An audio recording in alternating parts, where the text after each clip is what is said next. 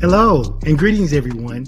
I'm Pastor Edwin Strickland, and I serve as the Senior Pastor of Fellowship of Champions Church International, a worldwide ministry helping people to learn to live out their God-given dreams by walking in love and living by faith. And I get to be your host and your guide for this exciting journey that we're about to take that we call Ed Talk with Pastor Strick.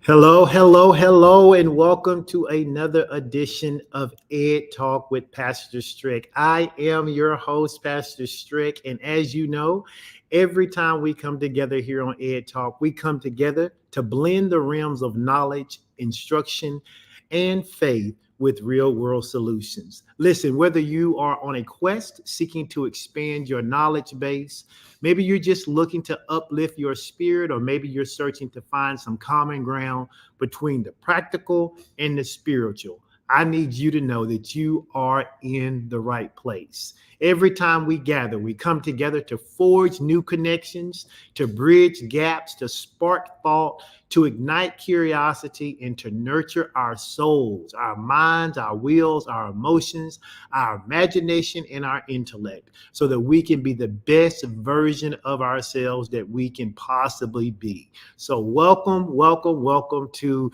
episode number 9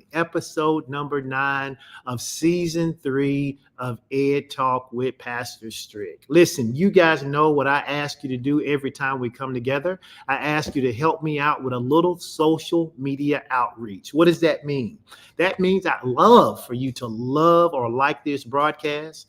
I would also like you to tag your friends, your family, co-workers, anybody who you think might benefit from this conversation today. And I will go ahead and tell you in advance that we will be talking about mastering change.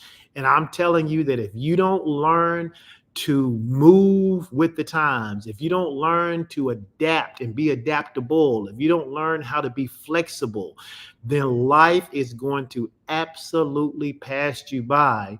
And you may find yourself being obsolete in some areas, or just being overall frustrated because the way you used to get things done just doesn't work anymore. So go ahead and tag your friends, tag your family members, let them know Ed Talk is live, and let them know that we are going to be talking about mastering change, and they need to get over here and they need to hear this. Also, do me a favor, let me know whether you are watching this podcast or listening to this podcast live, or if you're catching me on the replay. If you're watching this podcast via one of our streaming channels, then you will see a small red box in the upper left-hand corner of your screen. It will let you know that you are absolutely watching us live. But if you don't see that small red box, then you are catching us on the replay. And while that is okay, it is just as informational and hopefully just as impactful as those of us who caught it live. Also, let me know where you're watching from. I see Raleigh, North Carolina. I saw Austin, Texas. I saw Biloxi, Mississippi, and I saw Chattanooga, Tennessee. So let me know where you are watching from. You can hashtag live and then put your city there, or hashtag replay and put your city. When I go back and look at the analytics, I'll get to see where you are from. Also, if you don't mind, let me know, are you watching me on Facebook today, or are you watching me via YouTube? A lot of my subscribers tend to use YouTube, which I enjoy and have started enjoying it more and more, because I can listen to podcasts while I'm actually doing some work and kind of multitask there. So I see many of you are doing that as well. Speaking of which, there are multiple ways in which you can interact with Ed Talk. You can go to YouTube, as we mentioned, by simply going to www.pastorstrick.com. And that will put you directly to my YouTube channel. And have I told you, if you haven't subscribed, you should.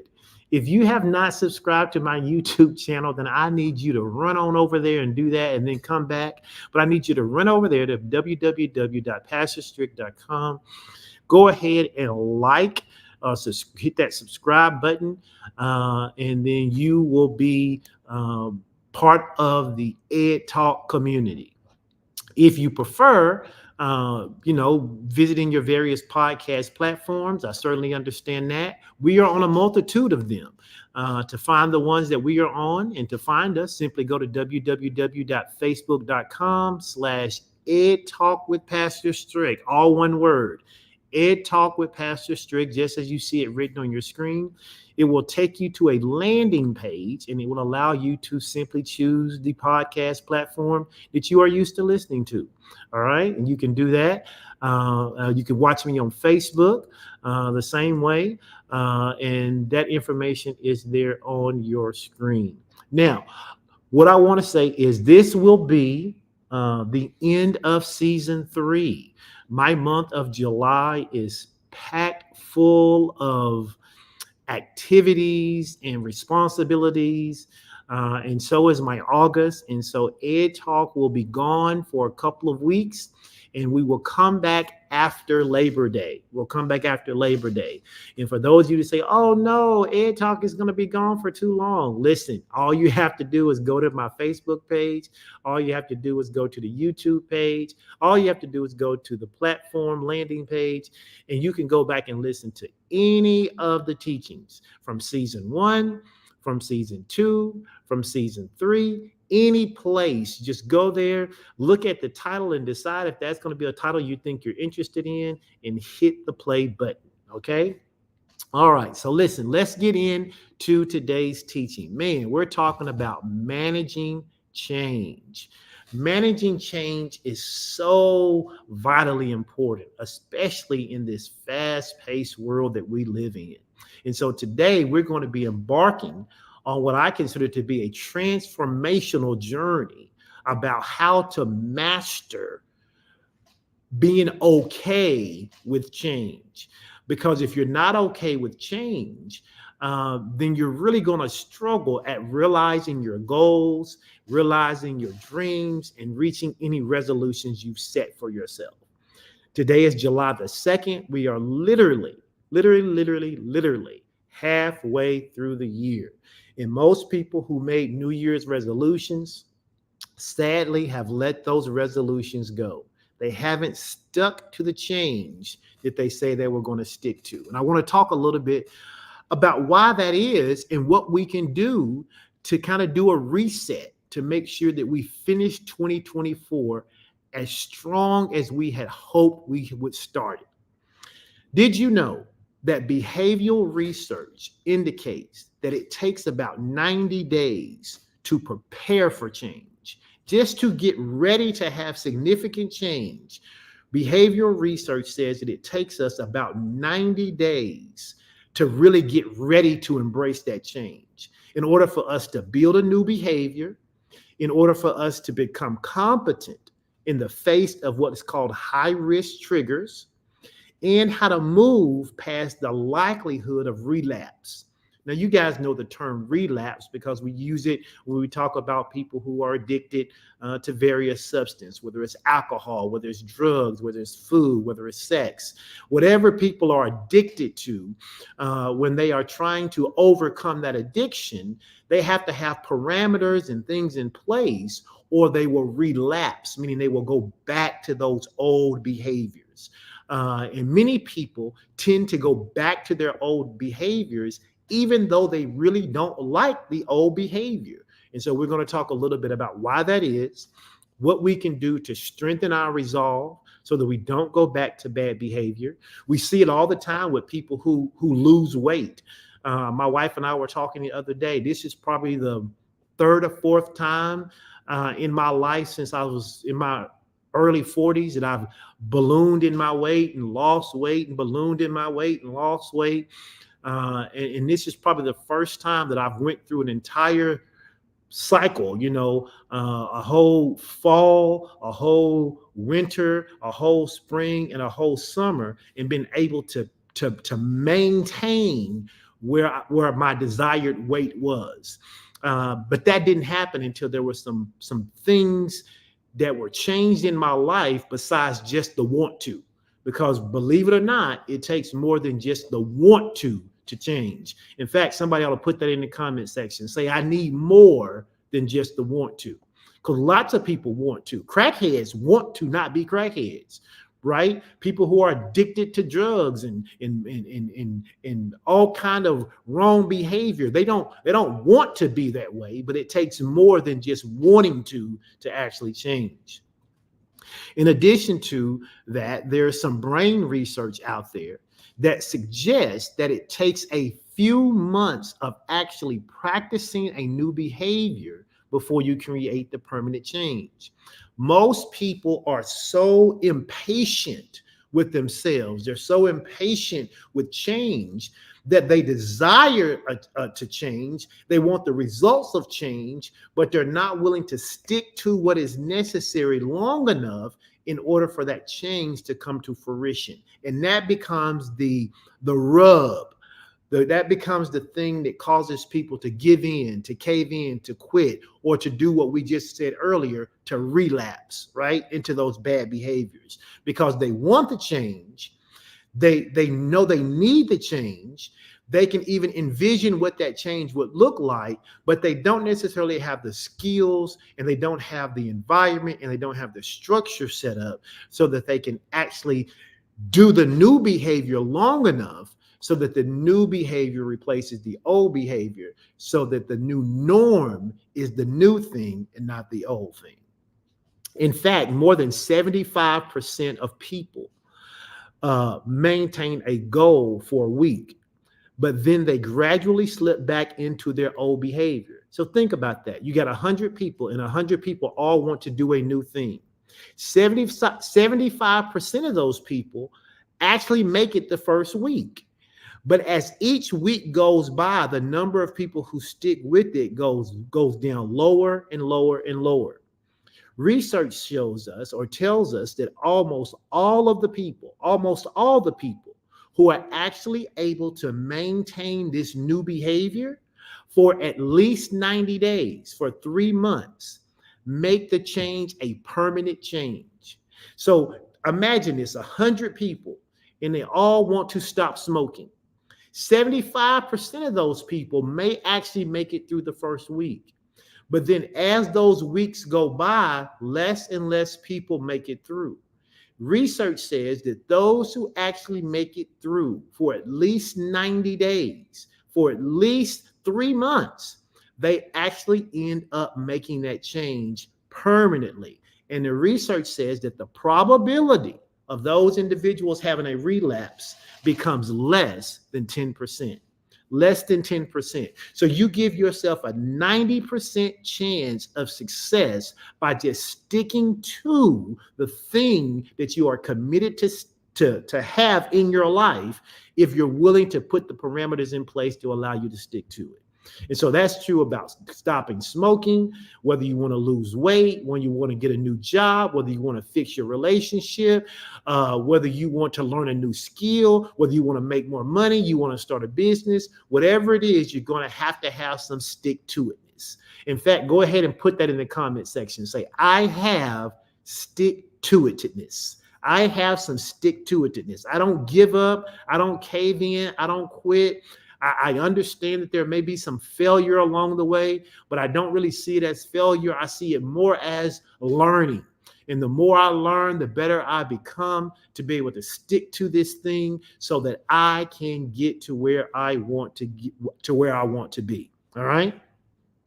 In reality, we actually, if you think about it, we have a love-hate relationship with the idea of change. We do. We have a love-hate relationship with the idea of changing our behavior. Why? Because change, on one hand, is desired, but on the other hand, it's dreaded. I have a desire to lose the weight, but I dread the fact I won't get to eat all the stuff that I'm going to have. Yes, Danielle, I love how you spell that too. Stick-to-itiveness. That's what we got to have. We got to have some stick-to-itiveness, all right? Listen, in reality, though, We struggle sometimes, if we're honest, because we desire a thing, but in order to get the thing we desire, we have to do some undesired things. What do I mean? I want to lose 30 pounds. That means I got to stop eating the ding dongs and the cupcakes, right? But I really like eating the ding dongs and cupcakes, but they're counterintuitive. They're counterintuitive to me being able to get to where I want to be. Change is both vilified on one hand and venerated on the other. Our aim is to get you, though, to the place in your life where you can reach your goal and you don't see the thing that's required to get there as dread or as a villain or as something that's hard or something that's dreadful. Why? Because if you can create the parameters for mastering change, anytime you want to get to a new destination, the road becomes a lot easier.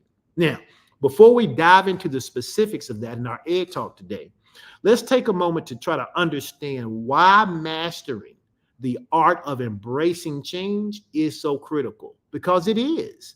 Embracing change is critical. I'm gonna say it 2 more times. Embracing change is critical. Okay?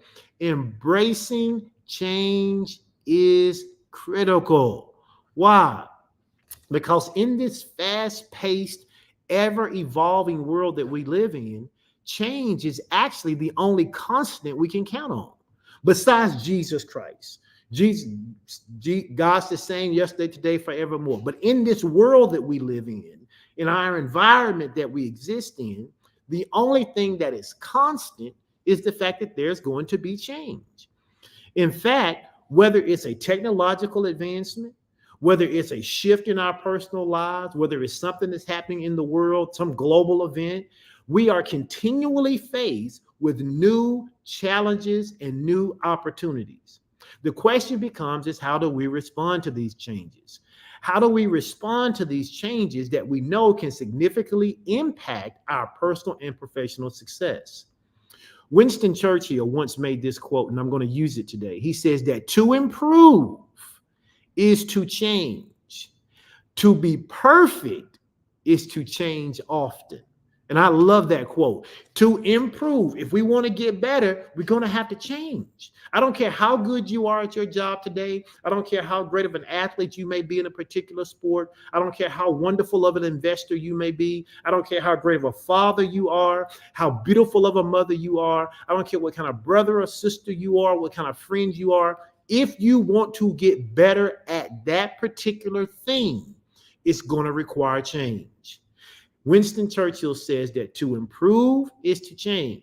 But if we want to be perfect, and I don't even mean perfect like without mistake, but if we want to be excellent, if we want to be at the top, if we want to be the guru, the expert in whatever it is we endeavor to do, even if it's just mastering our own emotions, mastering our own behavior, then in order to be perfect in that area, we have to be willing to change and change often. His statement actually underscores to me the importance of adaptability. In order to grow and to thrive, we must be willing to evolve. We must be willing to evolve. Why? Because embracing change allows us to harness new possibilities, to overcome obstacles, and to achieve our goals. John F. Kennedy highlighted that when he stated that change is the law of life. Change is the law of life. And he said, those who look only to the past or even to the present are certain to miss out on the future. And that is true. We know that the world we live in now, I was talking to someone the other day, and we were talking about something that happened in 1995 or something like that. And we were saying in 1995, we never imagined that you would be able to have a phone in your hand that could take pictures and you could send pictures and do FaceTime and do all those things. We saw all that stuff on the Jetsons and just thought that that was make-believe, right? But change happens. Change happens. Now we're in a place where we're seeing more and more self-driving autonomous cars. Change is happening. Change is happening, and change is the law of life. And if you don't learn how to master change, then you become subjugated under that law rather than being able to use that law in its most effective way. The other problem with people who don't master change or don't embrace change is they become stagnant. Stagnation can and oftentimes does lead to missed opportunities. You ought to put that in the comment section, and just say that. Stagnation leads to missed opportunities.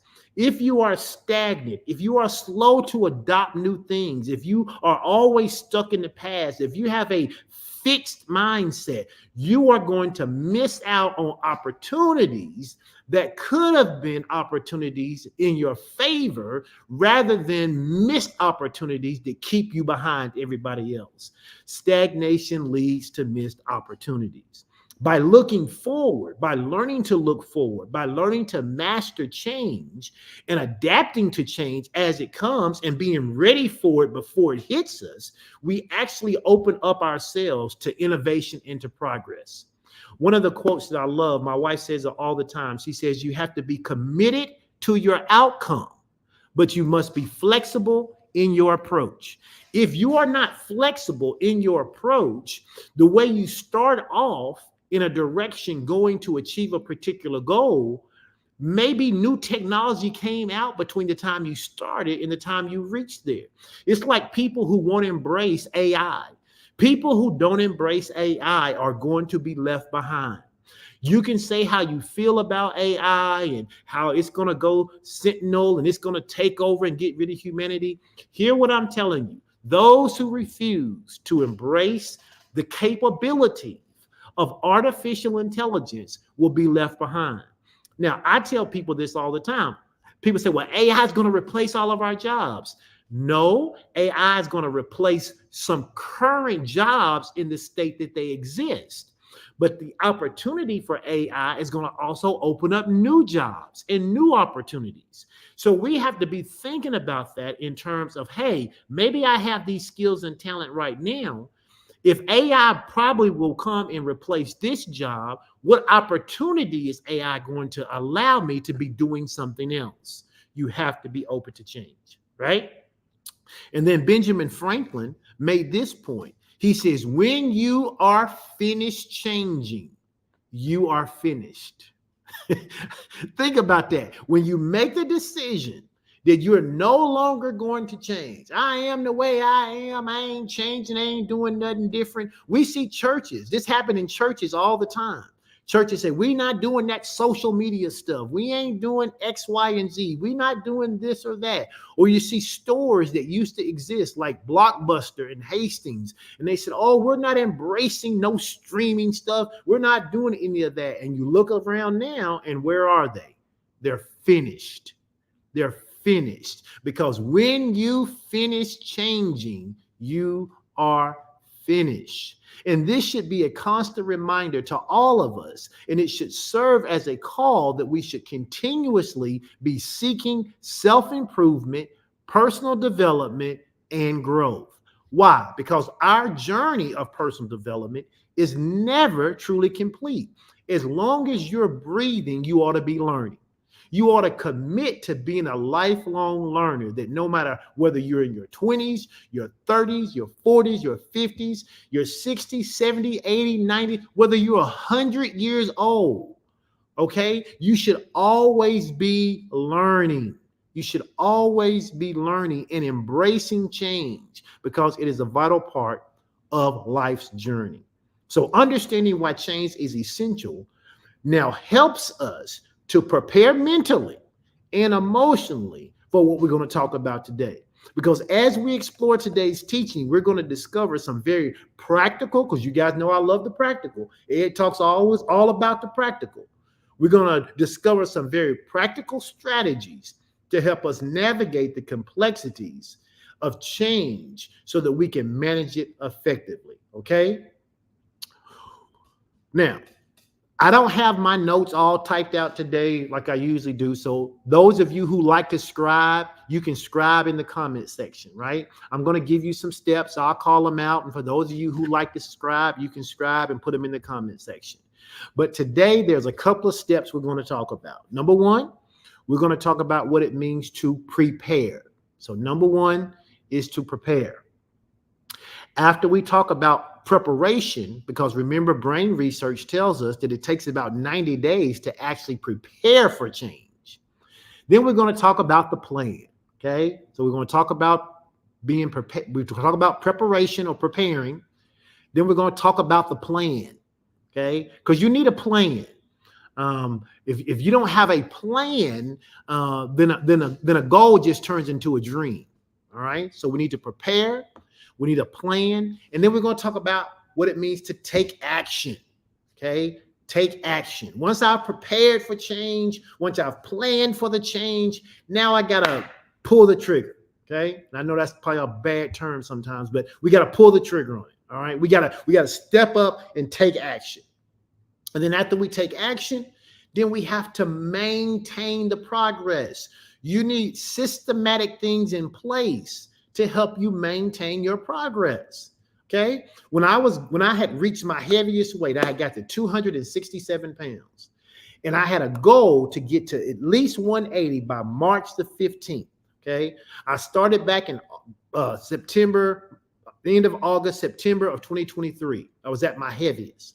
And I knew that I wanted to be 180 pounds before we went to spring break. I knew that there was going to be some things I was going to have to do in order to reach that weight goal that realistically I wouldn't keep doing all the time after I met that goal, right? So I was doing this thing called where I was doing deficit eating, which means if I consumed 1,100 calories or 1,200 calories that day, I had to burn 1,500 to 1,800 calories. Okay. I cut out bread. I cut out sugar. I had no sodas during that time. I had this thing that said, basically, if it was white, it wasn't right. That means I didn't eat rice. I didn't eat potatoes. I didn't eat pasta. I didn't eat, those kind of things. I had all these restrictive things because I was trying to lose the weight. But I also understood that after I had reached my goal, which I'm proud to say that I did, I was 179 when we went on spring break. After I reached my goal, I knew that I had to have something in place in order to help me maintain where I was. Because if I didn't, I would do what? I'd relapse. I'd go back to the pints of ice cream and Frosted Flakes. I'd go back to the late night chip eating. I'd go back to the Dr. Peppers. I'd go back to all the Little Debbie's cakes and those kind of things, right? And so it was important to make sure that I didn't do that. So I had to have a system to maintain progress. And then after we maintain progress, we have to talk about how we continually adapt to ensure lasting success. Because what I'm doing now, my body's going to get used to it after a while. And after my body gets used to it, I'm going to have to be ready to do something different to embrace a new change. Okay. And so hopefully by the end of this session, you'll not only have a clear roadmap for achieving whatever your goals are, but also you'll have a deeper appreciation for the power of change and how you master that change. And then you'll be able to drive your own personal and professional growth. Now, let's get started and let's learn how to master the art of embracing change. All right. If you're ready, go ahead and put in the comment section and just say, I'm ready. I am ready. All right.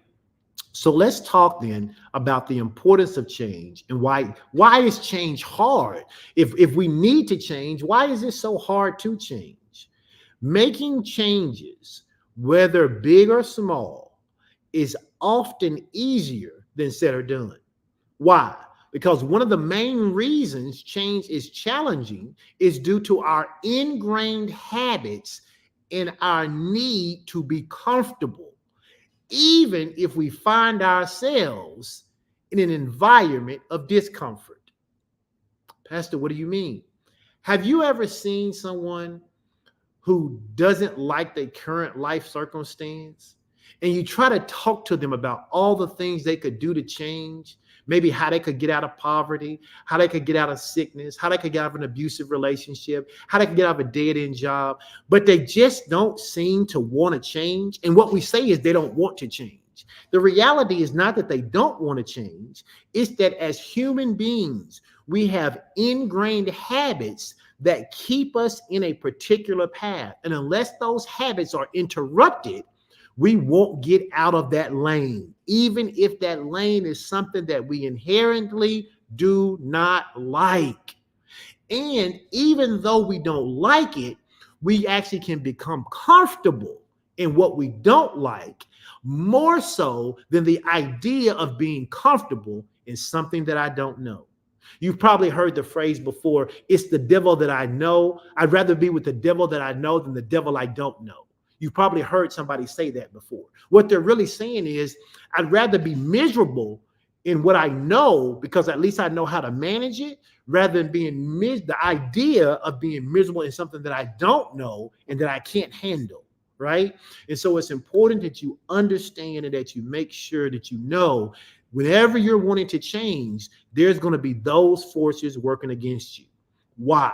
Because our brains are wired to resist change. Our brains are like computers. Whatever information goes in first is what our brain is want to be hardwired with. And it's because it requires so much effort to rewire whatever those first thoughts were.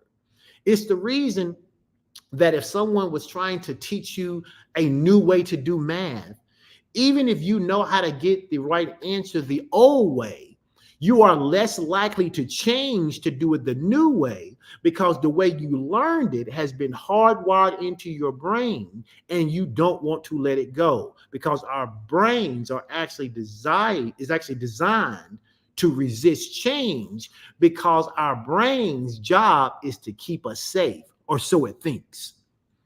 Our brain thinks it's keeping us safe by doing what we know works and not doing anything new. Additionally, people struggle with change because of the fear of failure. They think, oh my gosh, if I do something new, I'm going to fail. People also fear change because they have a lack of motivation. They're not motivated to do something new. I say to people all the time, people don't really change until the pain of staying the same becomes greater than the pain of changing. That is why people don't change. It's why a doctor can tell someone for years that they need to watch their high blood pressure. They need to watch their cholesterol. They need to watch, all of these other things that's going on in their body. And then they'll have a heart attack or a mini stroke or something. And the doctor's like, you got to get this out of your life. You got to do this. And then they make these radical changes.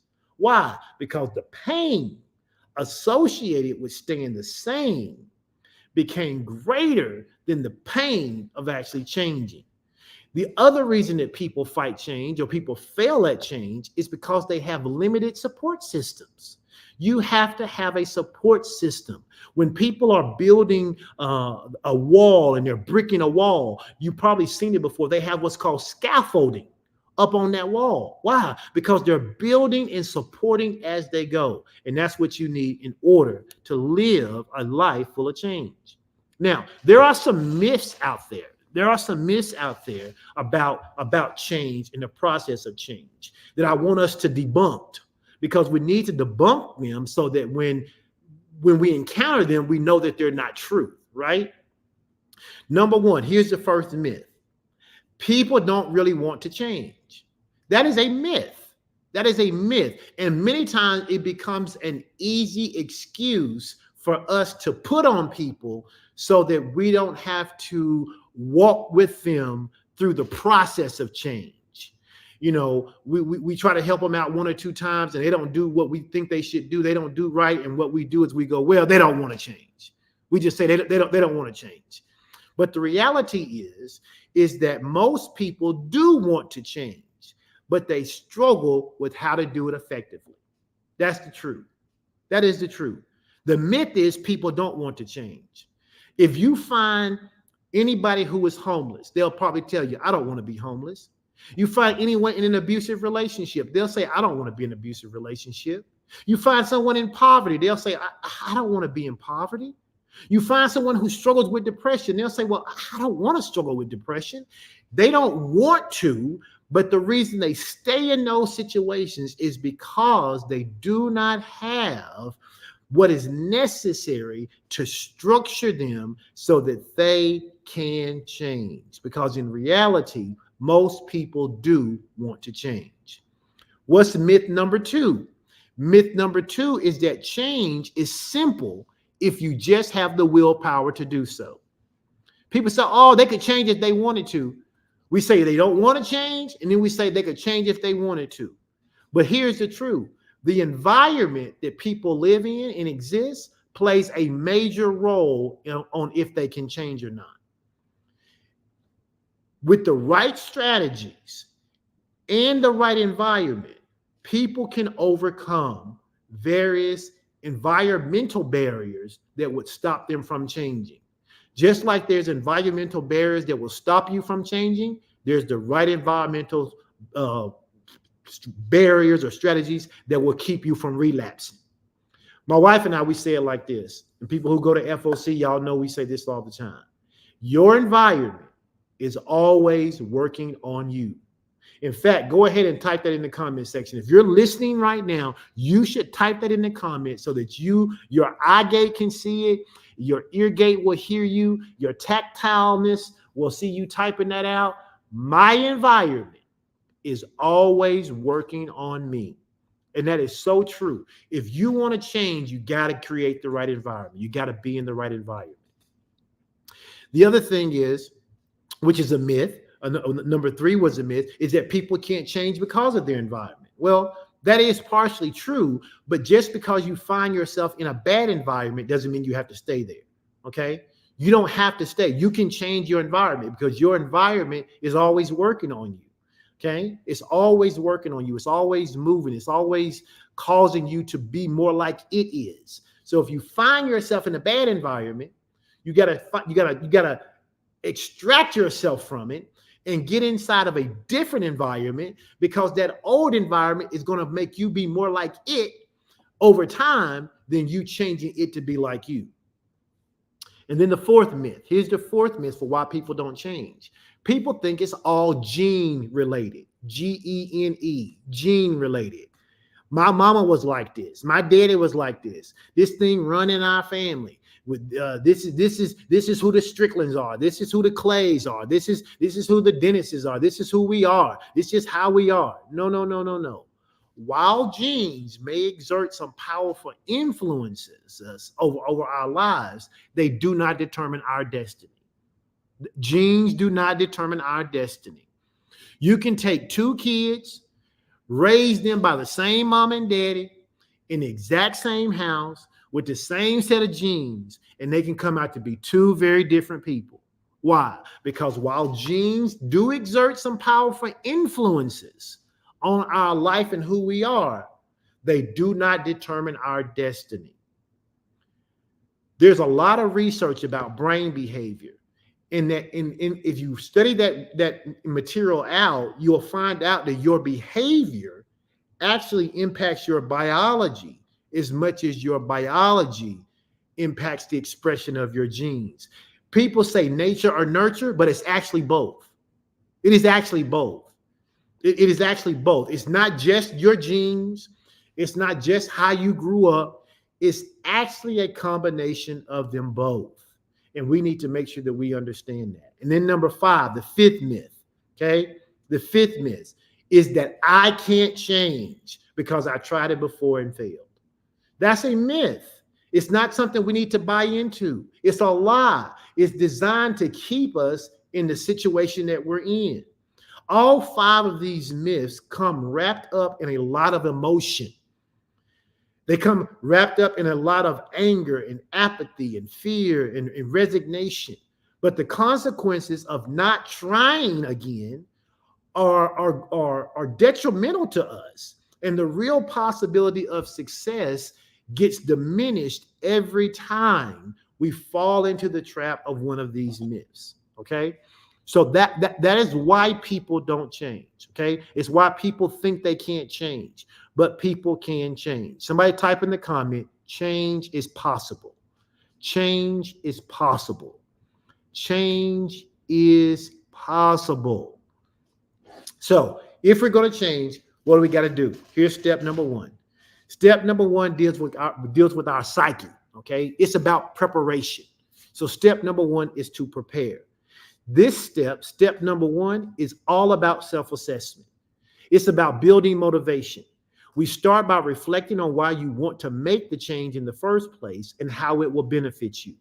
You have to identify your strengths and the resources that you already have at your disposal. If you want to make a change, and if you're going to be successful in that change, you need to do a self-assessment.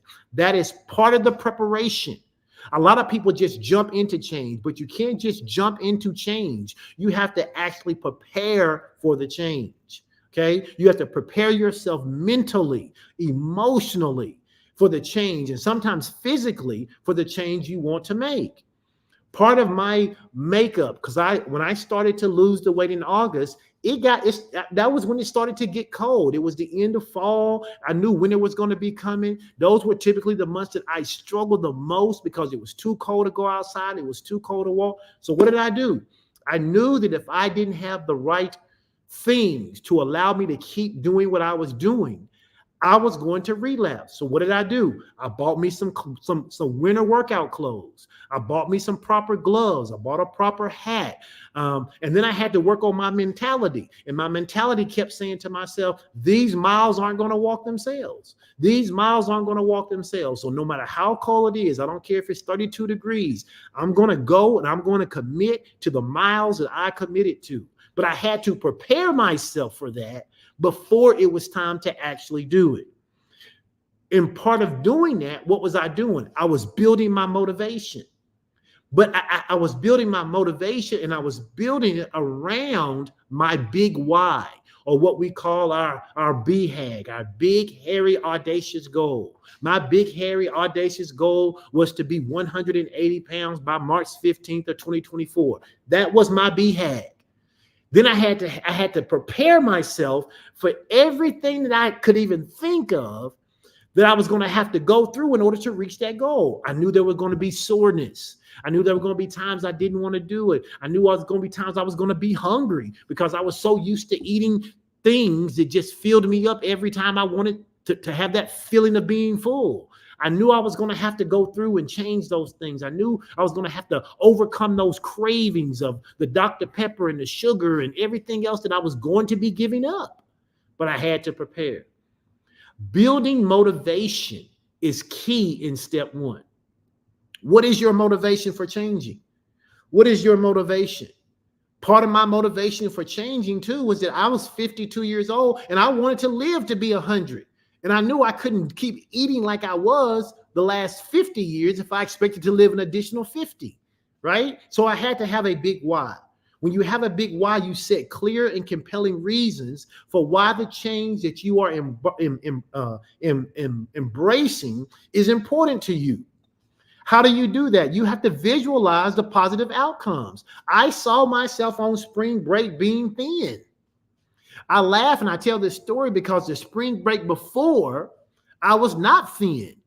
We take a group trip every year for the last few years with the whole group of us. And we had went to this amusement park 2 years ago, and we were all at the amusement park. We was all having fun and things were going great. And they had this amazing slide that I wanted to go down. and praise God, I went up to the slide with Pastor Ralph and with his son Aiden, and we were having a good time, and we went down the first slide and it was fun, and we said, oh, let's go do the bigger one. And so we got up there to go do the bigger one. And it was interesting because when you got up there, they had a scale, and I had never been to a water slide that had a scale before. And so it kind of threw me off. And it was a tandem. You could go down tandem or you could go down single. And Ralph was going down with his son. And I said, well, I'll go down by myself. And man, I took my big Ralph and I stood up on the platform and I was ready to go. And the lady said, I'm sorry. And I said, sorry, what, man? What do you mean? She said, you can't go down. I said, why not? She said, well, we have a maximum weight capacity of 250 pounds. And I was beside myself. I was like, wait, I have never been denied an amusement ride because of my height or my weight. And for her to tell me I couldn't go down that slide and I had to take that walk of shame, that's right, Chris. I was appalled. But really, I was appalled at the fact that I had let myself get that heavy. And I decided at that day, that was in March of 2022, I think it was, or it was 20, I think it was 22. And I was like, you know what? This ain't gonna happen to me again. It was either 22 or 23, I forget the year. But I was like, you know what? This ain't gonna happen to me again. Because at the time I thought we was gonna go back to that same place the next year. And I was like, when I go back there next year, I'm gonna go on that water slide and I'm gonna ride that water slide. Ain't nobody gonna tell me I'm too big. That was my big why. I don't know what your why is. Your why may be much more emotional, much more deeper, much more meaningful. Mine was simply, I ain't gonna be too big to go down a water slide. That was my big why. And so I had to prepare myself to do everything I needed to do in order for that to happen. Okay. So that's step number one. Step number one is to prepare. Somebody type the word prepare in the comment section. You got to prepare. You got to get yourself ready. Whatever goal it is you want to tackle, it ain't going to be easy. You just got to know that it's not going to be some little easy task. If it was easy, everybody would do it and everybody would have done it. So you got to get yourself ready. Then step number two, after you prepare, then you have to plan. Somebody type that in the comment section. Step number two is to plan. Once you've mentally prepared, it is time to plan. Planning is crucial because what planning does is it turns vague intentions into concrete steps. It's a lot of people who can dream big. The problem is that once they through dreaming, they don't do anything with the dream, right? They don't have an actionable plan. You have to begin, and I know this is a cliche saying, but you got to begin with the end in mind. What do you want the goal to be? You have to have a vision of that. You have to start off your plan with that goal and then use what I call backwards design so that you know if I got 6 months to lose 60 pounds, then that's going to be 10 pounds every month. And I have to know that I'm going to lose a little more weight when I first get started than in the end when my body plateaus. So what's going to be my plan? What's going to be my eating plan? What's going to be my plan before I hit my plateau that I'm going to change into a new plan? And I have to work myself backwards. It's difficult for many people to reach the destination because they don't even know where it is.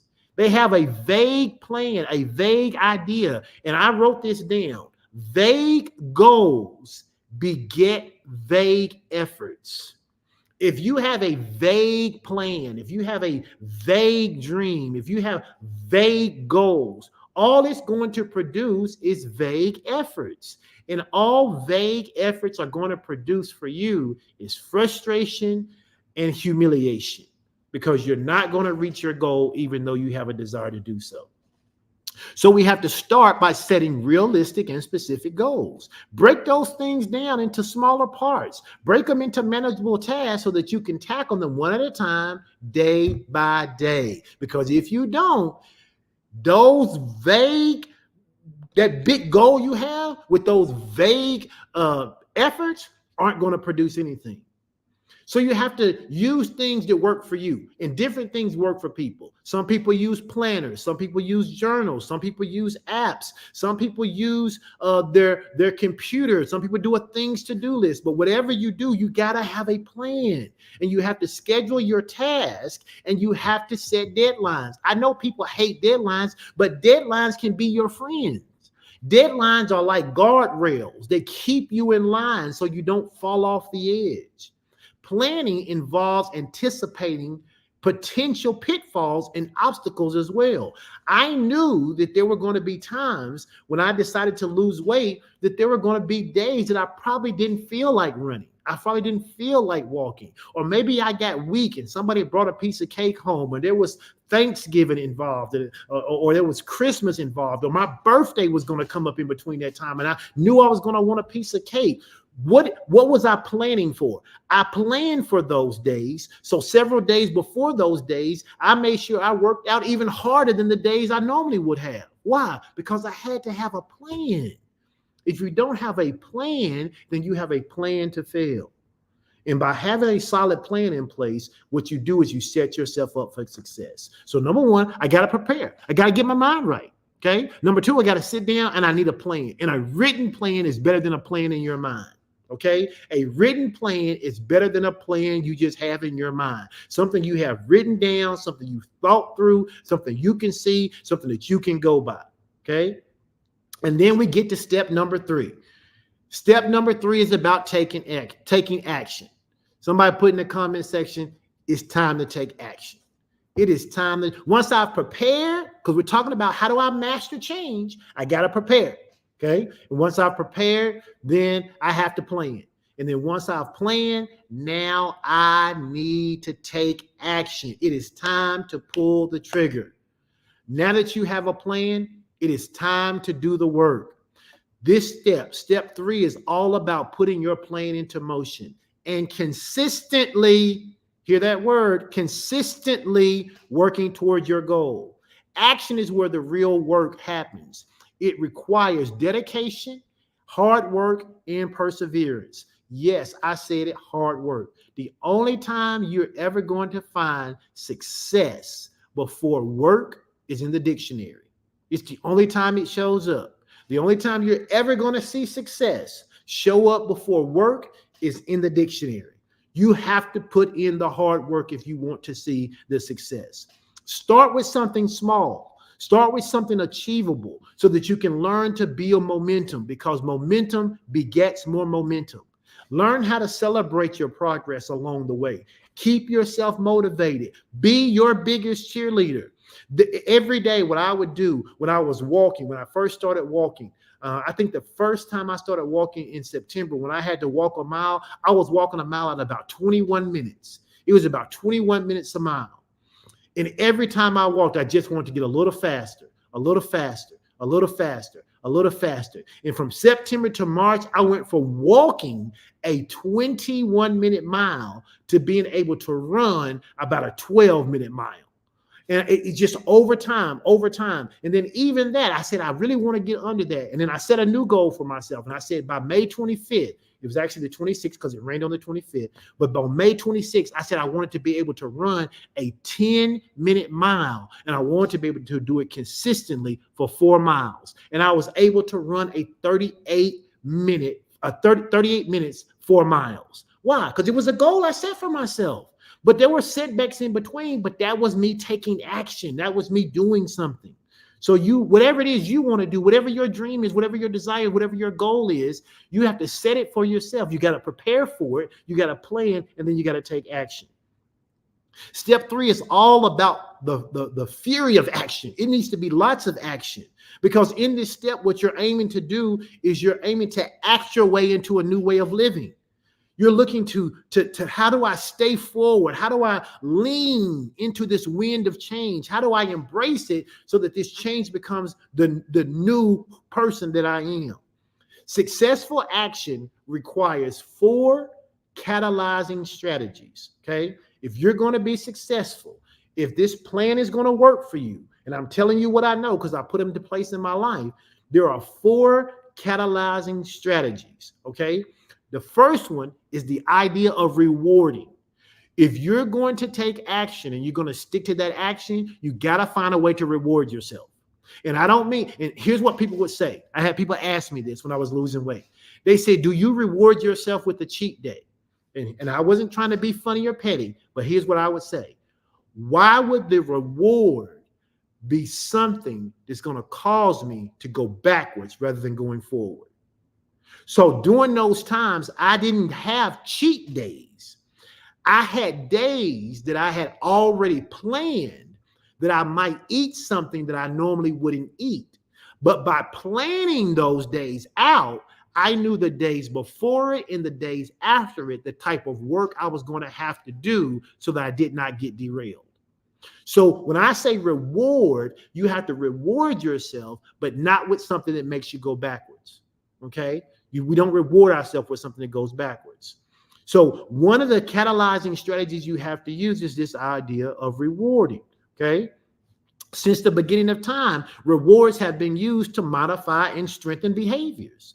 That is true whether you're talking about something external or internal. A reward consists of any consequence that increases the frequency or the strength of a targeted behavior. Okay. And so I have to make sure, I gave myself goals. I would say things like, hey, when you lose the next 10 pounds, instead of walking 6 miles, we'll walk 5. So my reward was 1 less mile that day. Okay. And that made me work hard to get there. And then when I got there, I felt so good about it. I didn't even need the reward, but the reward was there in order to get me to the place I needed to be. The second thing is something called countering. Okay. Rewarding and countering. What is countering? Countering is doing the healthy opposite of the problem behavior. Whatever the problem behavior is that you want to change, countering is doing the healthy opposite. You must engage in the healthy opposite, not simply know what you should do. You actually have to do it. People say, well, I know I shouldn't be drinking Dr. Peppers. The whole time you sitting there with a doggone Dr. Pepper in your hand. Okay. You have to counter. You have to, whatever it is that you know you should not be doing, you have to actually engage it and not do it. Okay. And so you have to make sure that you are countering, doing the healthy opposite. And then the other thing you have to do is you have to learn how to have healthy relationships. Okay. Here's the third. We need to have healthy relationships. Why do I need to have healthy relationships? I'm not going to spend a lot of time here, but I'll just remind you, it's because your environment is always working on you. Your environment is always working on you. And because your environment is always working on you, it's important that you have the healthy relationships that say to you, when everybody's together and you say, I remember when Kristen Valley is on here, I think Chris went 500 years without drinking a soda. No, it wasn't 500 years, but it felt like it. She went a long time without drinking a soda. And we would all be together. And this is when we were drinking sodas. We were in our big back eras. And Chris was doing great. She was not drinking sodas, right? And Chris would be like, I think just today I'm going to drink a Dr. Pepper. And I was like, nope. Even while I'm drinking, when I'm like, nope, Chris, you can't do it. You can't do it. You can't have a soda. You can't have a Coke today. Nope. Why? You've gone too far. You got too many days in. Don't give in. Don't cave in and quit. All of us sitting at a table, 20 of us drinking our Cokes, but we wouldn't let Chris have one. Why? Because we were part of her support group that said Chris is not drinking sodas. And so she went years without drinking sodas. And we kept helping her not drink sodas. Why? Because we were part of her healthy relationship group. What do healthy relationships group? The fourth thing, they help with the environment. So we got to have rewarding, we got to have countering, we got to have healthy relationships in the right environment. If we learn to do that, she said 8 years with no soda, sitting around folk drinking them every weekend. Somebody ought to give Chris some praise for that. That was step number 3. All right, let's speed up a little bit. Step number 4. Okay. Once I've prepared, once I've planned, once I've taken action, now I have to persevere. Okay. I have to persevere. There are going to be times I want to give up, cave in, and quit. After you started taking action, the next step is to persevere or to maintain the changes that you have made. This phase is crucial because it's easy to revert back to old habits once the initial excitement and motivation fades. To maintain your progress, it's important to keep monitoring your actions and making adjustments as needed. Okay, making those adjustments as needed. I have to persevere. Right now, the other night, there were some chocolate chip cookies at the house, and I wanted one of them. I did. I wanted one of those chocolate chip cookies, and I wanted a big glass of milk with it. Now, I had already walked for the day, and I knew I wasn't going to walk or run anymore that day, but I wanted that cookie. So how did I persevere? I went in and I changed my workout plan for the next day. I said, I'm going to change my workout plan to be a little more strenuous, even though it was supposed to kind of be a more recovery day, because I'm going to eat this cookie and I'm going to drink this milk. Okay. but I couldn't eat the cookie and drink the milk and keep my workout plan the same. I had to modify it. Why? Because I had to persevere, because if I didn't persevere, then what was going to happen is I was going to continue to do that over and over and over and over again. I have to make sure I'm maintaining my progress. How do I do that? Well, number one, I have to expect that there are going to be some setbacks. Setbacks are a natural part of the change process. Okay, you can't deny yourself. Pastor Ralph and I, we talk all the time that we can't live such restrictive diets that it forces us to never enjoy some of the things we enjoy. That's just not gonna. It's gonna be a recipe for disaster. Okay, but I can maintain my progress. I can persevere through this thing by making good steps, by preparing myself, by planning, by taking action. And then by making sure that I persevere and make modifications where I need to maintain my desired goal attainment. And then number five kind of sounds like number four, but it's a little different. Step number five is I have to persist. I have to persist. And the way I persist is through reevaluation. I reevaluate what I'm doing. I adapt what I'm doing. When I first started losing weight, I was dropping weight so fast once I got into ketosis. Once my body got into ketosis, I was dropping sometimes 3-4 pounds a week. And it almost seems like it wasn't healthy, but it was just that I had gotten my body into ketosis, and it became this fat burning machine, right? Well, now I have to reevaluate, because after my body did that for a while, it burned up a lot of excess fat. And so my body stopped burning fat so fast. So then I had to reevaluate my eating plan. I had to reevaluate my workout plan, right? Because you have to understand that if you're going to persist, you're going to have to constantly be changing. I'm getting older. My body's getting used to more healthier foods. My metabolism is changing. All of these things are happening. And so I have to be willing to master the change. I have to persist, because persistence is about maintaining change over time, which involves an ongoing evaluation and adaptation of what I'm doing. Change is not a one-time event. Somebody put that in the comment section. Change is not a one-time event. On the contrary, change is a continuous process, and you need to master both in order to permanently establish a new behavior. Here it is, July 2nd. We're getting ready to go into the end of 2024. If there are things that you know in your life you need to change, today is the day to make the decision that you can do it. Don't fall into those myths that you can't change because you tried it before. Don't fall into those myths that somehow you can't change because it's a part of your DNA and it's part of your makeup, and that's just how your family are. You know, somebody said the other day, big back runs in our family. There is no such thing as a big back gene. The only reason you're big back is because you eat too much, you don't exercise, you don't move, or you have some medical condition. But you weren't born with a big back gene. Right? So don't fall into those myths. Don't fall into the myth, even when you see other people talking about change. Don't fall into the myth of they don't want to change. Okay? People do want to change. They don't have the structure. They need you to help them with the structure. They need you to say, you know what? You've been wanting to change and you want to stop smoking and it's been hard. You need to go listen to Pastor Edwin's Ed Talk on managing change.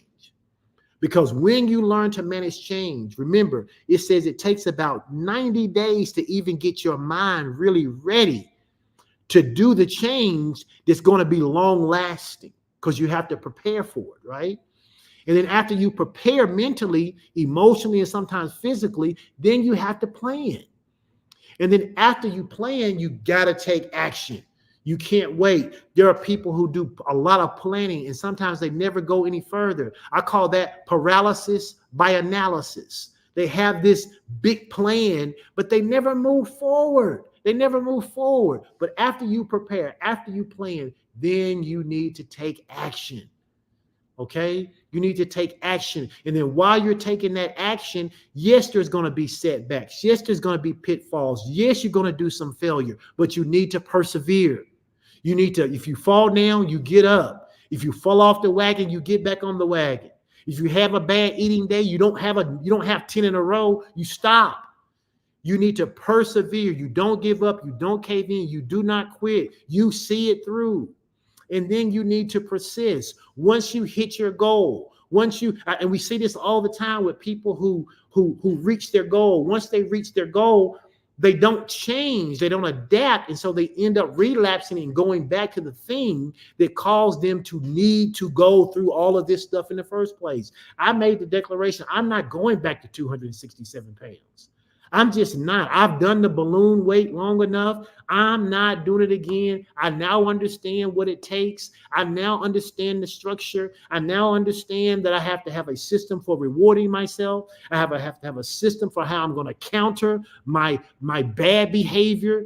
I now have healthy relationships of people who encourage me. They say, Dad, you're looking good, or Strick, you're looking good, or Edwin, I'm so proud of you. And I surround myself with those kind of people, and I have the right kind of environment where people aren't saying, man, you look like you smoking crack. You look like you done lost all your weight. You look like you about to blow away. You need some rocks in your pocket. I don't hang around those kind of people, because those kind of people don't give me the right kind of information that makes me want to maintain the way I am right now.